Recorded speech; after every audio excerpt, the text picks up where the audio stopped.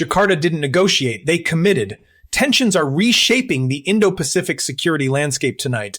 Australia proposed a comprehensive defense partnership with Indonesia, but instead of cautious diplomatic positioning, Jakarta accelerated integration timelines with unprecedented speed. Everyone believed Australia's geographic isolation would limit its regional influence. Washington assumed Canberra would remain dependent on AUKUS arrangements alone. Beijing expected Indonesia to maintain strategic distance from Western-aligned powers. Analysts predicted Jakarta would prioritize non-alignment over binding security commitments. They were all utterly incorrect. Jakarta, February 6, 2026. Standing alongside Indonesian President Prabowo Subianto, Australian Prime Minister Anthony Albanese made a statement that reverberated across every capital from Washington to Beijing. This signals that Australia's and Indonesia's relationship is stronger than it's ever been. The fact we are signing this treaty today is testament to President Prabowo's strong leadership and his personal commitment to promoting security in our region and indeed around the world. Translation: Canberra just told the entire Indo-Pacific that Australian-Indonesian strategic unity is non-negotiable. And what happened next?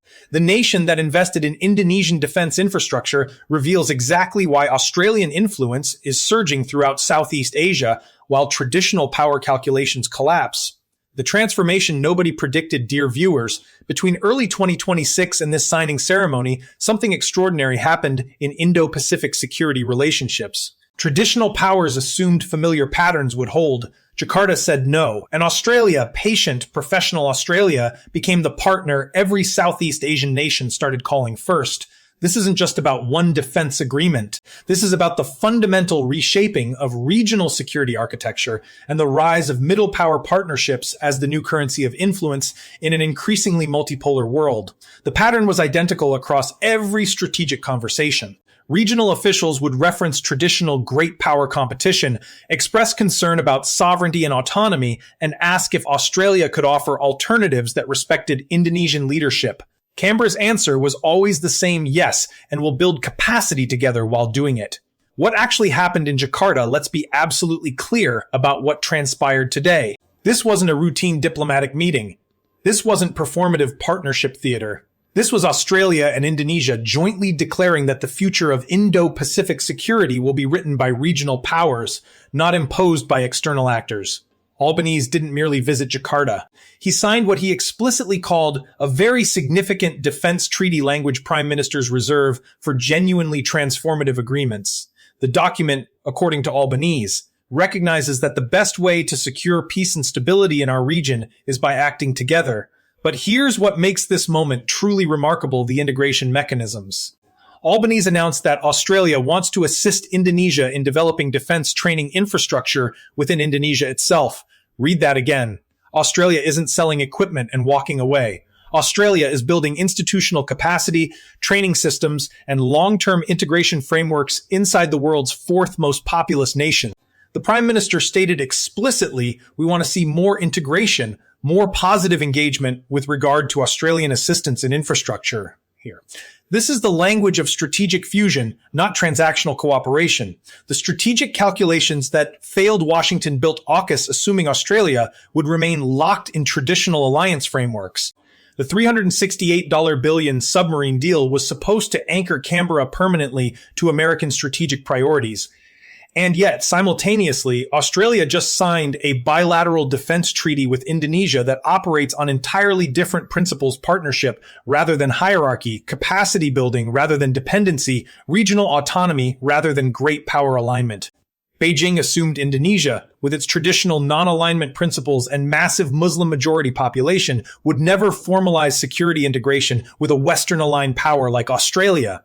Jakarta's diplomatic history suggested caution, incrementalism, measured hedging between competing powers. That assumption just shattered in a single signing ceremony. The analytical consensus expected Indonesian President Prabowo Subianto, a former general with complex relationships across the political spectrum, to maintain strategic ambiguity. Instead, Prabowo personally committed to what Albanese described as Indonesia's strong leadership in promoting security in our region and indeed around the world. Translation: Jakarta just positioned itself as a co-architect of Indo-Pacific security order with Australia as its primary bilateral partner. The economic integration nobody discussed, but defense cooperation tells only half the story. Albanese revealed the deeper game plan when he stated, "We are determined for Australian ideas, Australian products, and Australian businesses to help Indonesia's growth." This is simultaneous economic and security integration. Australia isn't choosing between trade and defense, it's fusing them into a comprehensive partnership model. The Prime Minister continued, "We want to build prosperity here, but we also want to create new jobs and opportunities at home." The work this week has done just that. Notice the framing. Not charity, not aid, not asymmetric assistance, mutual prosperity, joint job creation, shared economic growth anchored in security cooperation. This is how middle powers build influence in the 21st century, not through coercion or dominance, but through integration that creates stakeholders on both sides. The timeline that matters, let's establish the critical sequence. January 20th, 2025, Donald Trump inaugurated as U.S. president, immediately signaling potential shifts in American Indo-Pacific engagement and alliance commitments. Throughout 2025, growing questions about AUKUS sustainability as Virginia-class submarine delivery timelines face skepticism, with analysts increasingly arguing the chances of the U.S. actually selling promised submarines to Australia are increasingly remote. Early 2026, Australia accelerates bilateral engagement with Indonesia, moving beyond rhetorical partnership toward institutional integration. February 6, 2026, Albanese and Prabowo signed comprehensive defense treaty in Jakarta, formalizing security cooperation independent of traditional alliance structures. The pattern is unmistakable. As traditional alliance frameworks face uncertainty, Australia didn't wait for clarity from Washington. Australia built alternative partnership architecture with the most strategically significant nation in Southeast Asia. What this means for regional power dynamics, Indonesia is not just another Southeast Asian nation. Indonesia is the linchpin of maritime Southeast Asia, controlling critical sea lanes between the Indian and Pacific Ocean. Indonesia is the world's fourth most populous country with 280 million people. Indonesia is the largest Muslim majority nation on earth. Indonesia is a G20 economy with massive growth potential. When Indonesia formalizes security integration with Australia, every calculation about Indo-Pacific power distribution shift. The Philippines watches and asks if Indonesia can build this kind of partnership with Australia, what prevents Manila from similar arrangements? Vietnam watches and asks if Jakarta can maintain strategic autonomy while cooperating with Canberra, what prevents Hanoi from equivalent partnerships? Thailand watches and asks if Indonesia gets defense infrastructure assistance without compromising sovereignty, what prevents Bangkok from requesting similar cooperation? This is how regional security orders transform not through dramatic confrontations, but through quiet partnership models that suddenly become templates everyone wants to replicate. The domestic Australian context, but here's what makes this moment even more remarkable. Albanese executed this strategic pivot while managing intense domestic political challenges. Back in Australia, the Liberal National Coalition remains fractured, with coalition parties yet to reach an agreement on a potential reconciliation as of February 6th. The Prime Minister's political opposition is literally fighting itself over internal party dynamics. Simultaneously, skeptics are questioning the AUKUS submarine program with increasing doubts about whether the $368 billion deal will ever deliver promised Virginia-class submarine. Australia's submarine agency insists the agreement is progressing at pace and on schedule, but the gap between official assurances and analytical skepticism is widening. Australian share markets plunged on February 6th, erasing $64 billion in market value after all sectors fell due to growing investor unease. In this context, political opposition in disarray, major defense programs facing skepticism, financial markets dropping. Albanese traveled to Jakarta and signed a transformative security that expands strategic options precisely when traditional frameworks face uncertainty. That's not accident. That's strategic leadership under pressure. The institutions that will define the future. Albanese emphasized that infrastructure cooperation details are to be discussed between the relevant defense heads as we go forward, but it's something where Australia, of course, has significant expertise in a range of areas. This matters because it establishes the implementation mechanism, not politicians promising cooperation in press conferences, defense professionals building institutional capacity through sustained technical cooperation. Australia has developed sophisticated defense training systems through decades of professional military development. Indonesia has massive defense infrastructure needs to secure its vast archipelago of over 17,000 islands. The marriage of Australian expertise with Indonesian requirements creates long-term strategic integration that survives political transitions. When Australian defense personnel are training Indonesian officers in Indonesian facilities built with Australian assistance, the partnership becomes structural, not personal. It survives changes of government in both capitals because it's embedded in institutional relationships that transcend individual leaders. Why traditional powers misread this moment Washington assumed Australia would remain perpetually dependent on American security guarantees. The AUKUS framework was designed to lock Canberra into American strategic priorities for generations through massive capital expenditure and technological dependence.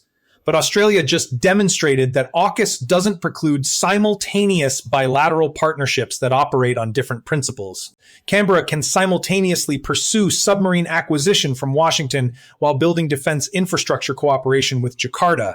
These aren't contradictory, they're complementary elements of a diversified security strategy. Beijing assumed Indonesia would never formalize security cooperation with a Western-aligned power.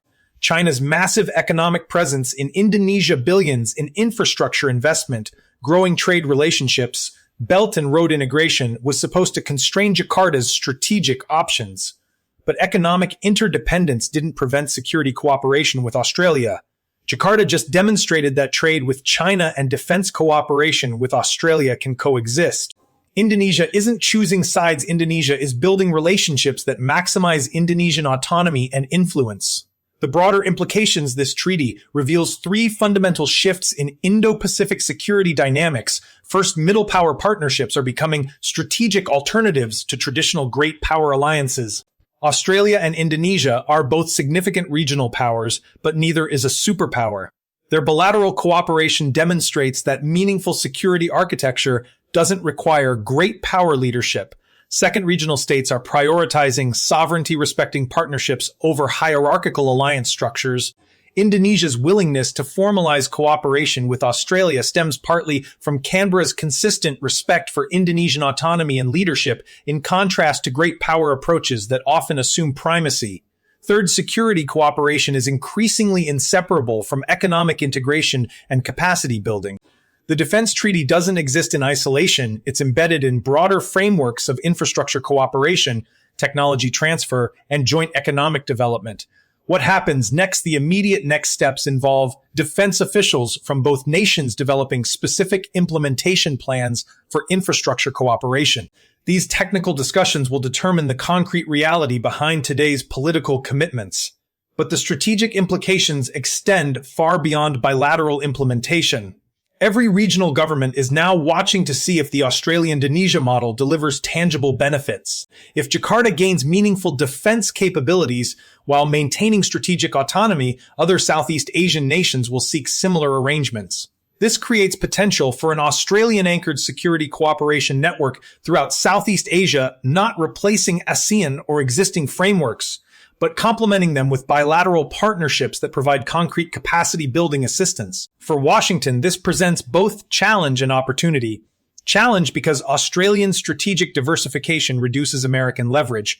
Opportunity because a more capable, more integrated Southeast Asia aligned with democratic governance and rules-based order serves American interests, even if Canberra isn't exclusively Washington-focused. For Beijing, this represents a clear strategic setback. Every bilateral security partnership that excludes China reduces Beijing's influence over regional security architecture. Indonesia formalizing defense cooperation with Australia limits Chinese options for shaping Jakarta's strategic orientation. The treaty nobody expected 6 months ago.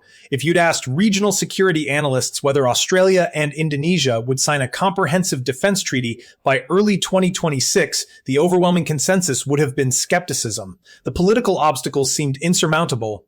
The historical complexities appeared too significant. The great power pressures looked too intense. And yet, on February 6, 2026, in Jakarta, Anthony Albanese and Prabowo Subianto did exactly that. This is why paying attention to Indo-Pacific security dynamics matters. The region is transforming not through dramatic confrontations, but through quiet partnerships that suddenly reshape strategic calculations. Australia just positioned itself as Indonesia's primary security partner. Indonesia just positioned itself as a co-architect of regional security order. Together, they just demonstrated that middle power partnerships can define strategic outcomes independent of great power preferences. The treaty Albanese called very significant may prove to be exactly that the moment when Indo-Pacific security architecture shifted from great power competition toward regional partnership networks that prioritize sovereignty, autonomy, and mutual capacity building. Welcome to the new Indo-Pacific security order. It's being written in Jakarta and Canberra, not imposed from Beijing or Washington. And that changes everything. The patterns are clear for those watching carefully. Australia didn't wait for permission. Indonesia didn't hesitate. And the regional security architecture that emerges from this partnership will define Indo-Pacific dynamics for decades to come.